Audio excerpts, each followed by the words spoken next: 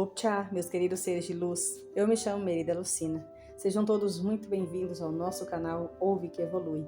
Aqui será o nosso ponto de encontro para ouvir audiobooks de autoconhecimento, mindset, inteligência emocional e outras variedades de áudios que nos ajudam a evoluir. Com o diferencial de ser narrado com voz humana, já peço sua gentileza como troca de energia para se inscrever, deixar o like e ativar o sininho de notificações.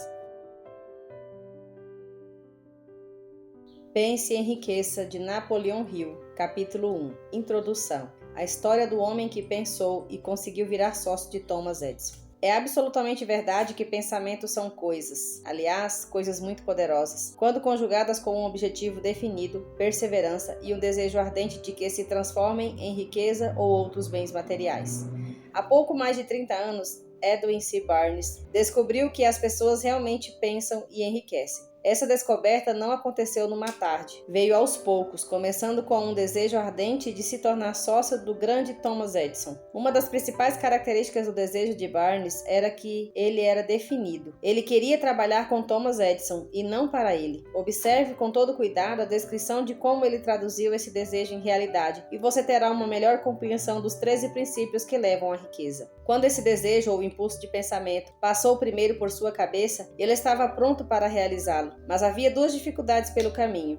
Ele não conhecia Thomas Edison e não tinha dinheiro suficiente para pagar a passagem de trem para Orange, em Nova Jersey. Essas dificuldades seriam suficientes para desencorajar a maioria das pessoas de qualquer tentativa. Mas esse não era um desejo comum. Ele estava tão determinado a encontrar uma maneira de realizá-lo que acabou optando por viajar como bagagem desconhecida. Para os não iniciados, isso significa que ele foi para East Orange num trem de carga. Ele se apresentou no laboratório do Sr. Edison e anunciou que havia chegado para fazer negócios com o inventor. Anos depois, comentando sobre seu primeiro encontro com Barnes, Edison falou: "Ele ficou ali na minha frente, parecendo um vagabundo comum, mas havia algo na expressão dele que dava a nítida impressão de que ele estava determinado a conseguir o que queria. E eu já sabia, de muitos anos de experiência com as pessoas, que quando alguém realmente deseja uma coisa com tanto vigor que está disposto a arriscar todo o seu futuro num único tiro, está destinado a ganhar. Eu lhe dei a oportunidade que pedia, porque percebi que ele tinha metido na cabeça que ia ficar ali até conquistar o que queria, e os eventos subsequentes mostraram que eu não estava errado." O que o Sr. Barnes disse a Thomas Edison naquela ocasião foi muito menos importante do que aquilo que pensou. O próprio Edison disse isso. Não pode ter sido a aparência do rapaz o que acendeu a fagulha na sala de Edison, porque isso com certeza o desfavorecia. Foi o pensamento que fez a diferença. Se o significado dessa afirmação pudesse ser mostrado a todas as pessoas que a lessem, o resto do livro seria dispensável. Mas Barnes não se tornou sócio de Edison nessa primeira entrevista. O que ele conseguiu foi uma chance de trabalhar nas empresas do inventor, com um salário muito baixo, cumprindo tarefas que não tinham importância para Edison. Porém, o mais importante para Barnes era que essa era uma oportunidade de mostrar sua mercadoria, no lugar onde ele esperava que seu sócio a visse. Meses se passaram. Aparentemente, nada havia acontecido para transformar em realidade a cobiçada meta que Barnes tinha posto na mente como seu maior objetivo definido.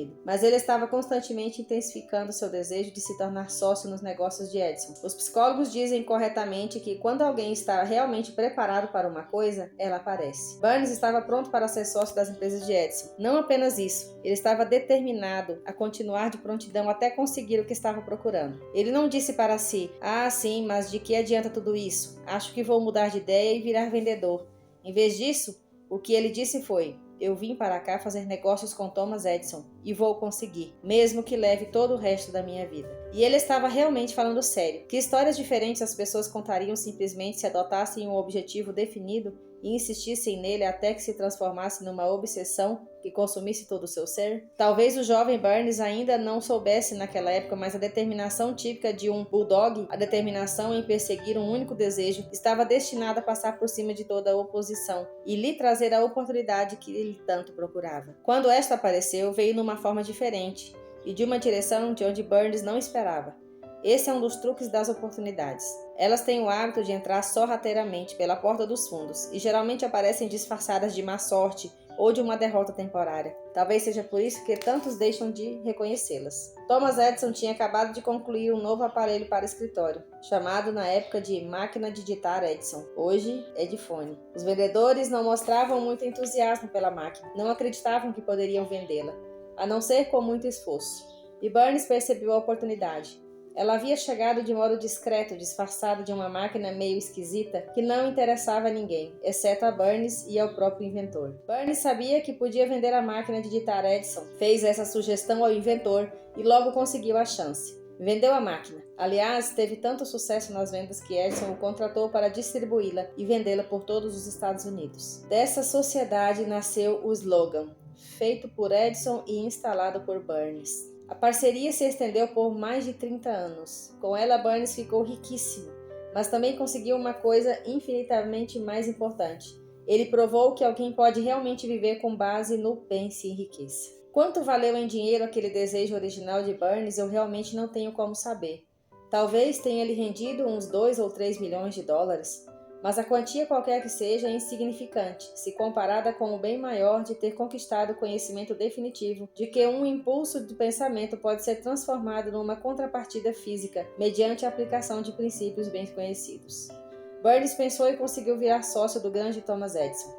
Pensou e conseguiu ganhar uma fortuna. E não tinha nada com o que começar, exceto a capacidade de saber o que queria e a determinação de persistir nesse desejo até alcançá-lo. Ele não tinha dinheiro para começar, tinha pouquíssima educação, nenhuma influência, mas tinha iniciativa, fé e vontade de vencer. Com essas forças intangíveis, ele se fez o braço direito do inventor mais importante de todos os tempos. Agora, examinemos numa situação diferente e estudemos o homem que tinha muitas riquezas concretas, mas perdeu tudo porque desistiu quando estava a 1 metro da meta que tanto procurava. Uma das causas mais comuns do fracasso é o hábito de desistir. Quando se está tomado por um sentimento temporário de derrota. Todos nós cometemos esse erro de vez em quando. Um tio de R.U. Derby foi acometido pela febre do ouro na época da corrida do ouro e partiu para o oeste para cavar e enriquecer. Nunca tinha ouvido falar que mais ouro foi retirado do cérebro dos homens do que da terra. Ele obteve um terreno e se pôs a cavar com pá e picareta. Era uma vida difícil, mas sua fome de ouro era enorme. Após semanas de trabalho, ele foi recompensado pela descoberta de uma jazida importante,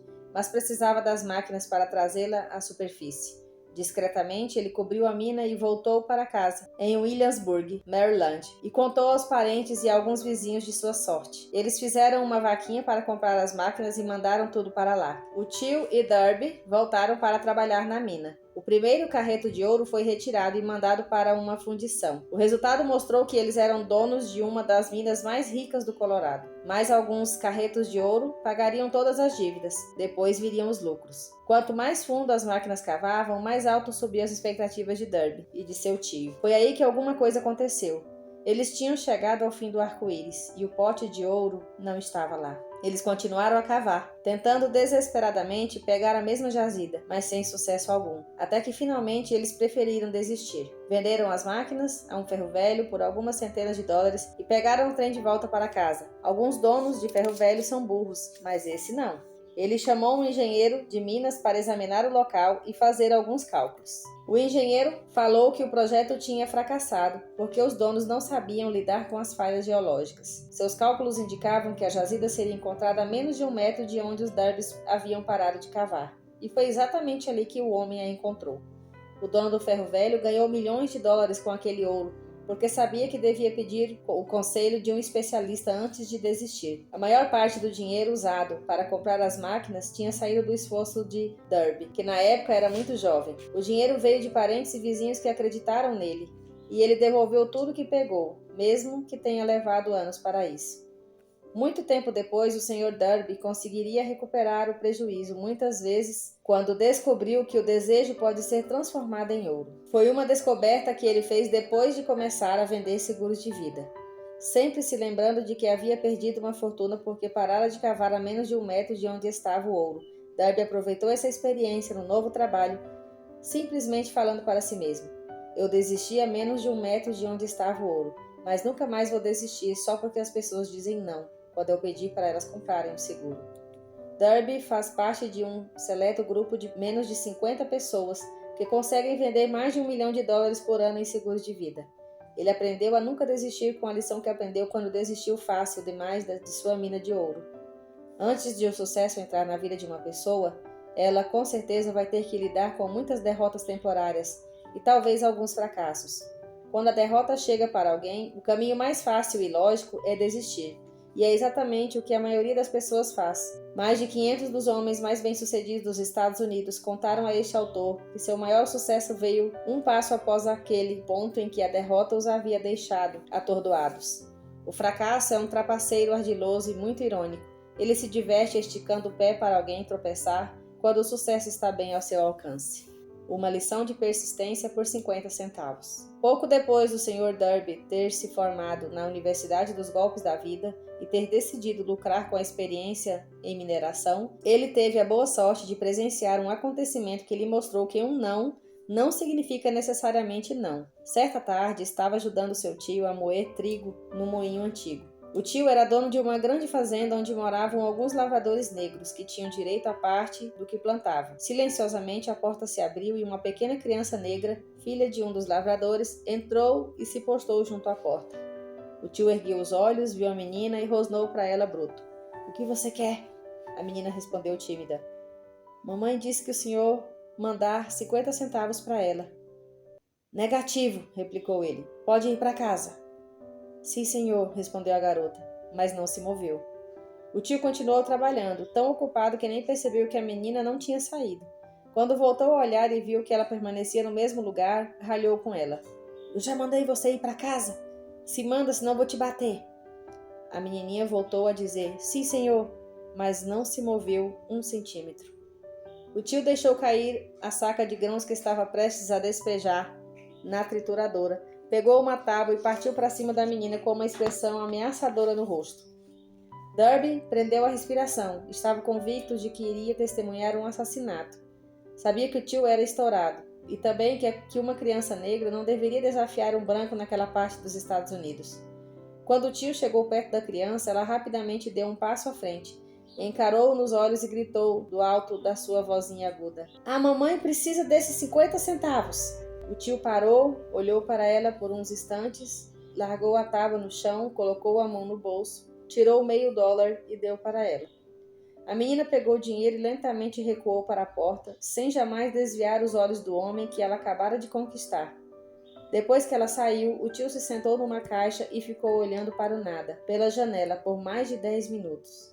Estava pensando, impressionado, na surra que tinha acabado de levar. E Derby também estava refletindo. Foi a primeira vez em toda a sua vida que ele tinha visto uma criança negra dominar deliberadamente um adulto branco. Como é que ela conseguiu uma coisa daquelas? O que aconteceu com seu tio que fez com que ele perdesse toda a sua fúria e se tornasse dócil como um carneirinho? Que estranho poder foi exercido por aquela criança que a fez controlar um adulto? Esta e outras perguntas semelhantes passaram pela mente de Derby. Mas ele só ia encontrar a resposta anos depois, quando me contou a história. Estranhamente, o relato dessa experiência incomum foi feito no velho moinho, no exato local onde o tio recebera a tal surra. E estranhamente, eu também tinha passado quase um quarto de século dedicado ao estudo do poder que permite uma criança negra, ignorante e analfabeta, conquistar um homem inteligente. Enquanto nós estávamos naquele velho moinho com cheiro de mofo, o Sr. Derby repetiu a história daquela conquista inusitada e perguntou: "O que você conclui de tudo isso? Que poder estranho aquela menina usou que deixou o meu tio totalmente dominado?" A resposta a essa pergunta será encontrada nos princípios descritos neste livro. É uma resposta absolutamente completa.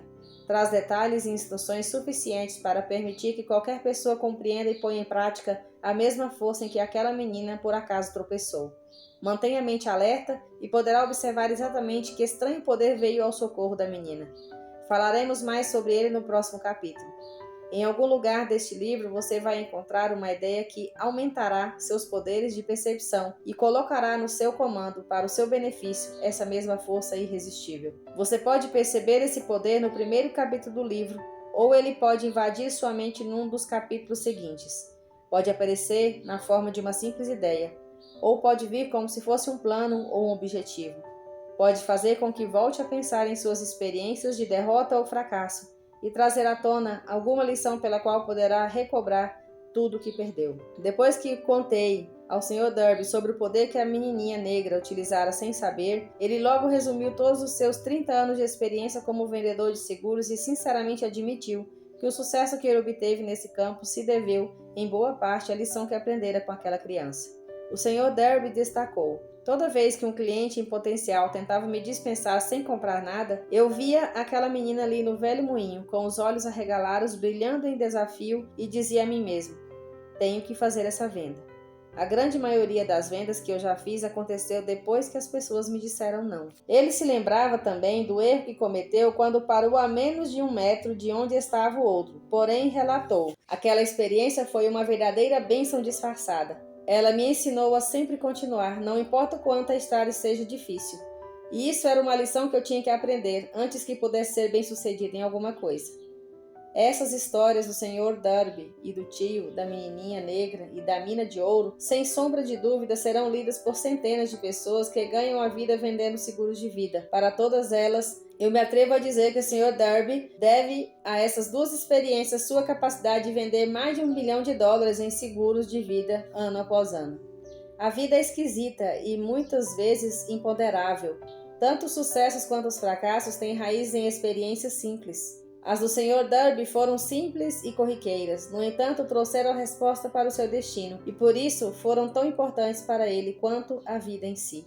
Ele lucrou com essas duas experiências dramáticas, porque as analisou e encontrou a lição que elas traziam. Mas o que dizer da pessoa que não tem tempo nem inclinação para estudar um fracasso em busca do conhecimento que a leva ao sucesso? Onde e como ela irá aprender a arte de converter as derrotas nos degraus que levam às oportunidades?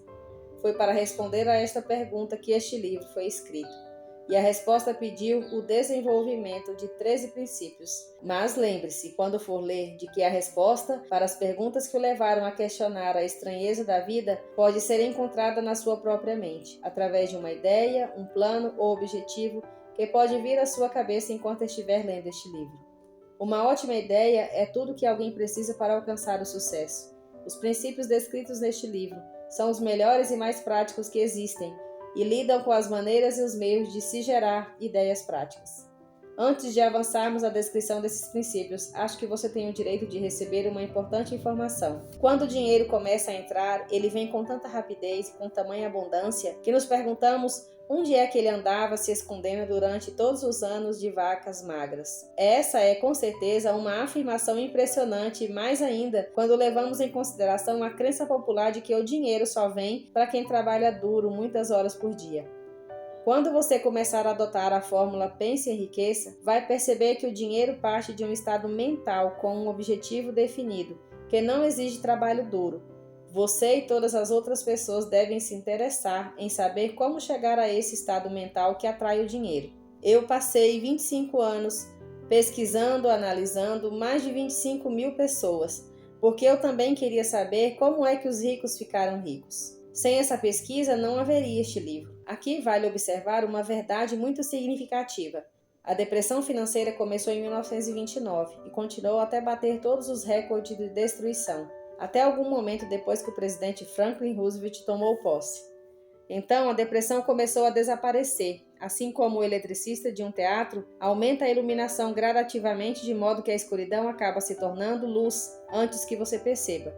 O lugar que o medo ocupava na mente das pessoas acabou se transformando pouco a pouco em fé. Observe atentamente que assim que você dominar os princípios dessa filosofia e começar a seguir as instruções e aplicar os princípios, sua situação financeira vai começar a melhorar. Tudo que você tocar vai começar a se transformar num ativo para o seu próprio benefício. Impossível? De jeito nenhum. Uma das maiores fraquezas da humanidade é o quanto o homem comum emprega a palavra impossível. Ele conhece todas as regras do que não funciona, sabe tudo que não pode ser feito. Este livro foi escrito para aqueles que buscam as regras que fizeram os outros serem bem-sucedidos e que estão prontos para arriscar tudo nessas regras. Há muitos e muitos anos eu comprei um belo dicionário. A primeira coisa que fiz foi achar a palavra impossível e, com todo carinho, recortá-la do livro. Não seria nada mal se você fizesse o mesmo.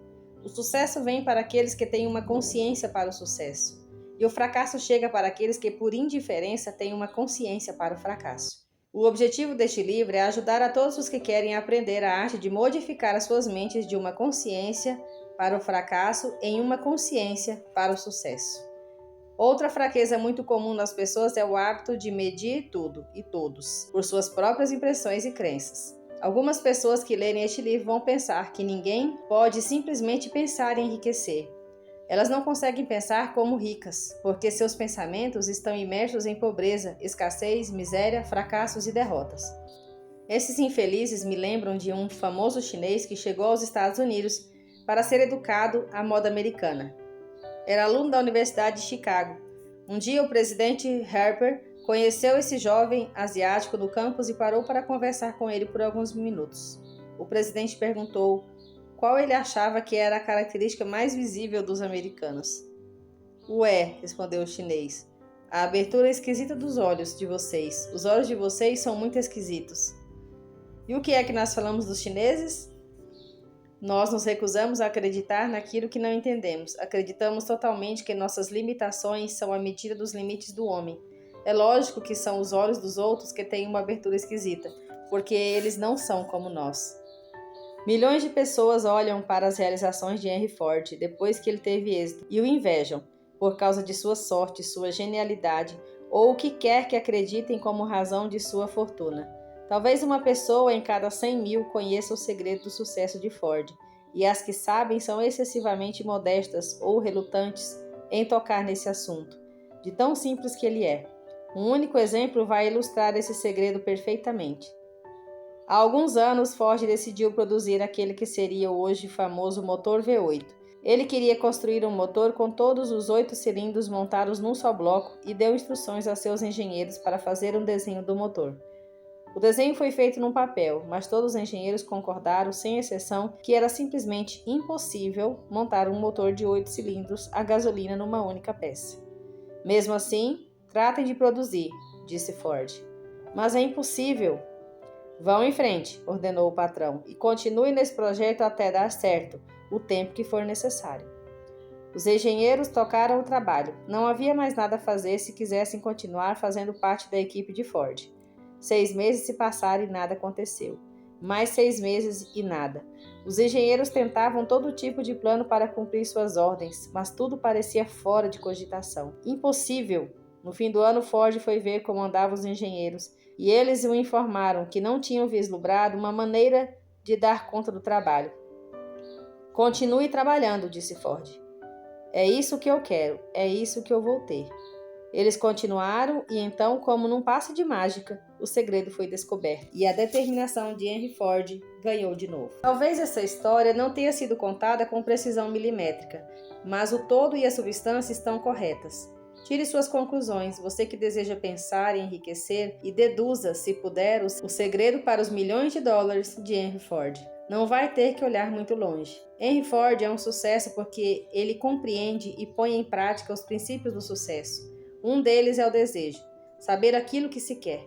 Lembre-se dessa história de Ford enquanto estiver lendo este livro e selecione as frases em que o segredo de suas realizações notáveis forem descritas. Se quiser fazer isso, se puder indicar o grupo específico de princípios que fizeram de Henry Ford um homem rico, poderá ter o mesmo resultado que ele, em qualquer profissão.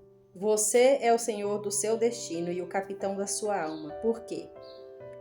Quando William Allen escreveu os proféticos versos "Eu sou o senhor do meu destino e o capitão da minha alma", devia nos ter informado de que nós somos senhores do nosso destino e capitões de nossas almas, porque dispomos do poder de controlar os nossos pensamentos. Deveria ter dito a todos nós que o éter em que flutua nossa pequena terra, em que nos movimentamos e vivemos, é uma forma de energia que se move num índice de vibração inacreditavelmente alto, e que esse éter é repleto de uma forma de poder universal que se adapta à natureza dos pensamentos que temos, e nos influencia de uma maneira natural a transformar os nossos pensamentos em seu equivalente físico. Se o poeta tivesse nos informado sobre essa grande verdade, nós saberíamos a razão de sermos senhores do nosso destino e capitães de nossas almas. Deveria ter nos dito, enfaticamente, que esse poder não tenta diferenciar pensamentos construtivos e destrutivos, que ele nos move a traduzir em realidade física nossos pensamentos de pobreza com a mesma rapidez com que nos influencia a agir com base em pensamentos de riqueza. Ele também deveria ter nos contado que nossos cérebros se magnetizam com os pensamentos dominantes que carregamos na mente. E por meios desconhecidos, esses ímãs atraem as forças, as pessoas e as circunstâncias da vida que se harmonizam com a natureza dos pensamentos dominantes. Ele também deveria ter nos contado que antes que possamos acumular riqueza em abundância, temos que magnetizar nossas mentes com um desejo intenso de riqueza, que temos que nos tornar conscientes do dinheiro, até que esse desejo nos leve a criar planos bem definidos para adquiri-lo. Mas como ele era poeta e não filósofo, Henley se contentou em afirmar uma grande verdade na forma de poesia, deixando para aqueles que vieram depois o trabalho de interpretar o significado de seus versos. Pouco a pouco a verdade se revelou, até que agora parece certo que os princípios descritos neste livro guardam o segredo do domínio sobre o nosso destino financeiro.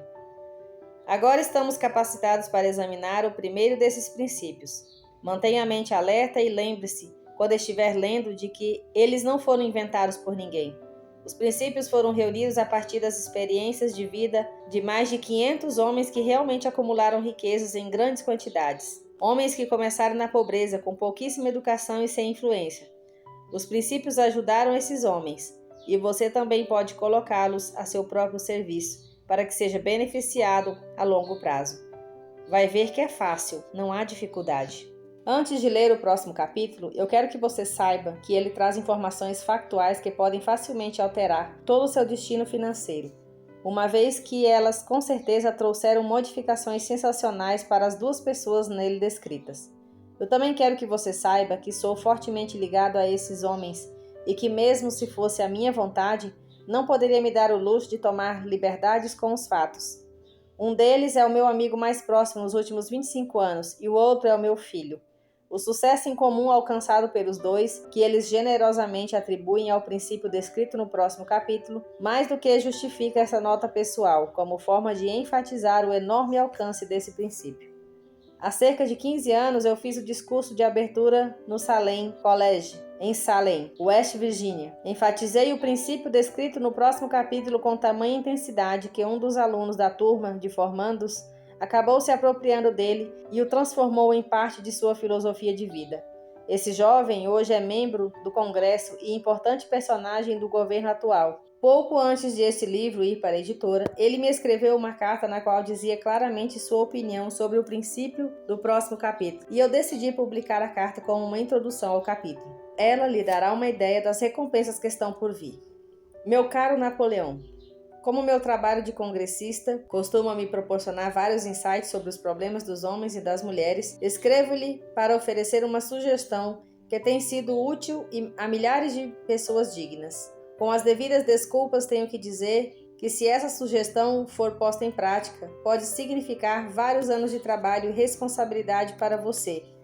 Mas eu me sinto impelido a fazê-la porque conheço o amor que você tem em prestar um serviço verdadeiramente útil. Em 1922, você fez um discurso de abertura no Salem College, quando eu era aluno do último ano. Naquela palestra, você plantou em minha mente a ideia responsável pela oportunidade que hoje eu tenho de servir as pessoas do meu estado, e que também será responsável, em larga medida, por qualquer sucesso que eu vier a desfrutar no futuro. A sugestão que tenho em mente é o seguinte: que você reúna num livro toda a palestra que deu no Salem College, de modo a oferecer aos americanos uma oportunidade de lucrar com seus muitos anos de experiência e de relações com os homens, que por sua grandeza fizeram dos Estados Unidos o país mais rico do mundo. Lembro-me como se fosse ontem da belíssima descrição que você fez do método pelo qual Henry Ford, com pouquíssima educação, nenhum tostão no bolso, nem amigos importantes, lançou-se à estratosfera. Foi ali que meti na cabeça, antes mesmo de você terminar o discurso, que eu teria o meu lugar no mundo, independentemente de quanta dificuldade tivesse que superar. Milhares de pessoas vão se formar este ano e nos próximos anos. Todas vão procurar exatamente o tipo de mensagem de incentivo que ouvi de você. Vão querer saber para que lado se virar, o que fazer para começar na vida. E você pode dar isso a elas, porque já conseguiu ajudar a resolver os problemas de muita gente. Se houver alguma maneira pela qual puder prestar um serviço de tamanha grandeza, permita-me lhe dar a sugestão de incluir em seus livros uma das suas tabelas de análise pessoal, para que o leitor conte com o benefício de uma autoavaliação, indicando como você me mostrou há tantos anos exatamente onde é que eu estou no meu caminho para o sucesso. Um serviço como esse, que proporcione aos leitores um quadro completo e imparcial de seus defeitos e virtudes, pode ser para eles a diferença entre o sucesso e o fracasso. Um serviço como esse não tem preço. Milhões de pessoas agora se defrontam com o problema de como voltar a se erguer na vida por causa da depressão. E falo com a experiência própria quando digo que sei que essas pessoas honestas adorariam uma oportunidade de lhe contar seus problemas e receber suas sugestões para uma solução. Você conhece os problemas que enfrentam aqueles que precisam começar tudo de novo. Existem milhares de pessoas nos Estados Unidos que gostariam de saber como poderiam converter suas ideias em dinheiro. Gente que precisa começar do nada, sem um tostão no bolso e recuperar o prejuízo. Se há alguém que pode ajudá-las, é você. Se publicar esse livro, gostaria de me tornar o dono do primeiro exemplar que sair da gráfica, com um autógrafo seu. Com meus melhores votos, acredite em mim. Cordialmente, Janice Randolph. Agora, deixa aqui nos comentários o que essa leitura de hoje trouxe de despertar na tua mente.